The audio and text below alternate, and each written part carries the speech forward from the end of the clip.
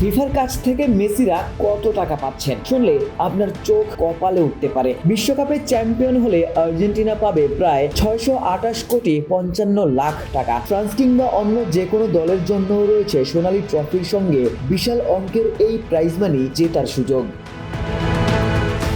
বিশ্বকাপের লড়াই যেমন মর্যাদার, তেমনি অর্থের দিক থেকেও বিশ্বকাপ সবচেয়ে বড় টুর্নামেন্টগুলোর একটি। শুধু চ্যাম্পিয়নই নয়, রানার্স আপ দলের জন্য রয়েছে প্রায় 419,05,00,000 টাকা জেতার সুযোগ। তৃতীয় স্থান অর্জনকারী দলের ঝুলিতে যাবে প্রায় 359,74,00,000 টাকা। চতুর্থ হওয়া দল পাবে প্রায় 345,09,00,000 টাকা। অর্থাৎ সেমিফাইনাল পর্যন্ত পৌঁছানো 4টি দলই ঘরে তুলবে কয়েকশো কোটি টাকার প্রাইজ মানি।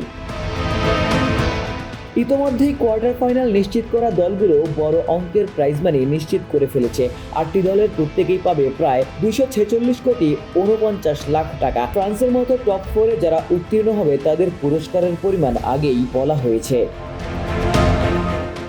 রাজধানীতে নিজস্ব জমিতে আমরা গড়ে তুলছি আপনার সুখের আবাস এডিসন রিয়েল এস্টেট। শেষ 16তে বিদায় নেওয়া প্রতিটি দলের জন্য বরাদ্দ প্রায় 197,19,00,000 টাকা। এমনকি শেষ 32 থেকে বিদায় নেওয়া প্রতিটি দল পাবে 147,89,00,000 টাকা। আর 48 দলের বিশ্বকাপে গ্রুপ পর্বেই বিদায় নেওয়া দলগুলোর জন্যও রয়েছে প্রায় 123,25,00,000 টাকার অর্থ পুরস্কার।